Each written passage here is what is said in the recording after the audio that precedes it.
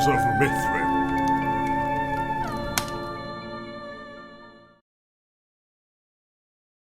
At the Sign of the Running Horse, narrated by Dolynuik, Part 7, Concentration. Cyrus's eyes widened as he smiled. "Curious sword you have there, sir. Curious indeed. I saw how it shimmered and flew right back to you after you threw before. I'm sure it comes with quite the tale, too," he said amiably. Elvin smiled. Dervil found it quite disquieting as his eyes suddenly seemed so cold and almost animal. Elvin grinned broadly. Dervil had seen that sort of grin growing up and realized something was not right, or soon something was going to go very wrong. The old man seemed to notice this too, and he stiffened as his focus fell fully on the stranger in his red coat and sword belt. Elvin continued, "One of the worst enemies that this great nation ever faced was a man named Lucas. He stands distinguished among the top 5 generals of Gallio. About 2.5 years ago, when the battle between General Smythe and Lord Lucas reached its climax, we saw the vilest acts of evil occur by that villain's orders." Cyrus looked confused. Elvin continued, "Lucas was a dark magician.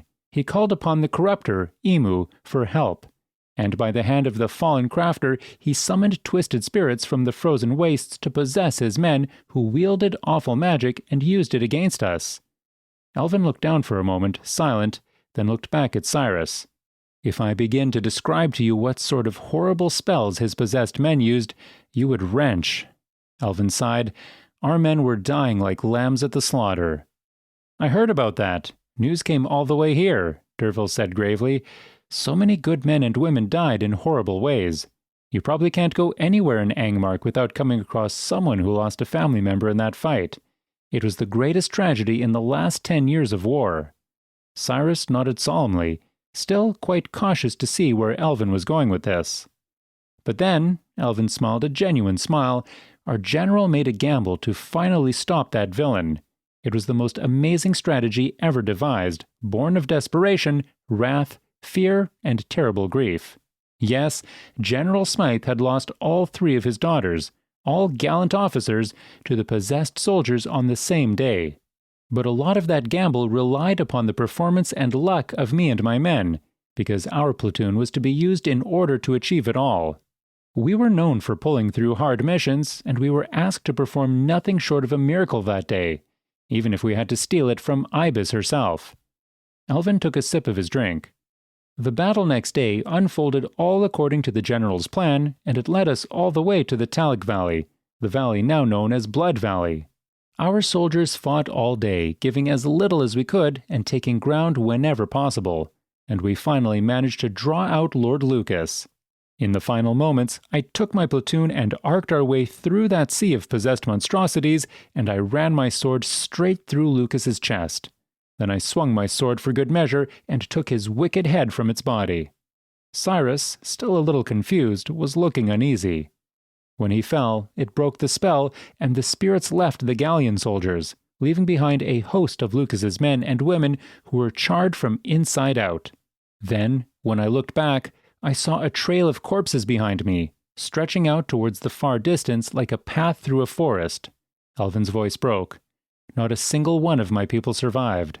We won that war, but we had lost the battle. It cost too much. It cost everything." There was silence for a moment. Then Cyrus spoke. "Is that how you got your sword?" he asked. "By killing the Dark General?" "Indeed," Elvin said, downing the last of his drink and slamming the glass down on the counter. "You see, that general was a dark wizard, a magicien des ténèbres, as they call them in Gallio, a follower of Emu the Corrupter. We do not call them that over here, though, of course. Here, where we call them necromancers." Cyrus stiffened. "When I was in General Smythe's tent, receiving this holy sword from him, I vowed to myself that if any worshippers of Emu ever crosses my path, I would give them the swiftest of deaths. Battlefield law stipulates that witches like that be hanged." Elvin unsheathed his sword. It glimmered in his hand, throwing up a light onto Elvin's glaring eyes. "But, if that's not possible, I swore that I would use this sword of mine." Elvin gazed directly into Cyrus's eyes.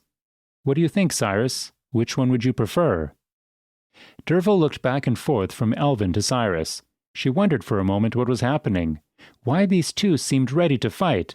Then it all seemed to fall together. Just then, though, a roaring sound snapped their attention from behind where Ducky and the big warden squirrel had progressed towards throwing fists.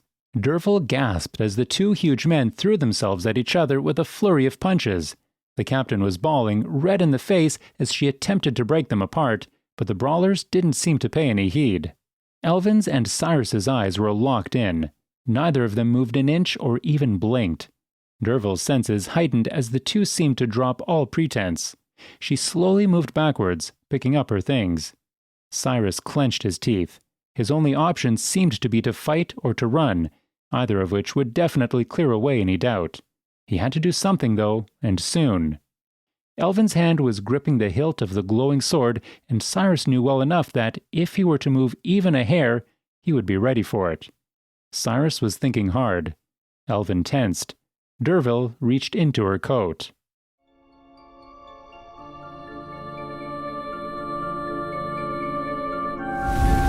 Tales of Mithrym are written by Jimmy Clephane. Mithrym is a fantasy world built for the Dungeon Room role-playing game system. To find out more about the world of Mithrym, or to try out the game, go to www.mithrym.com.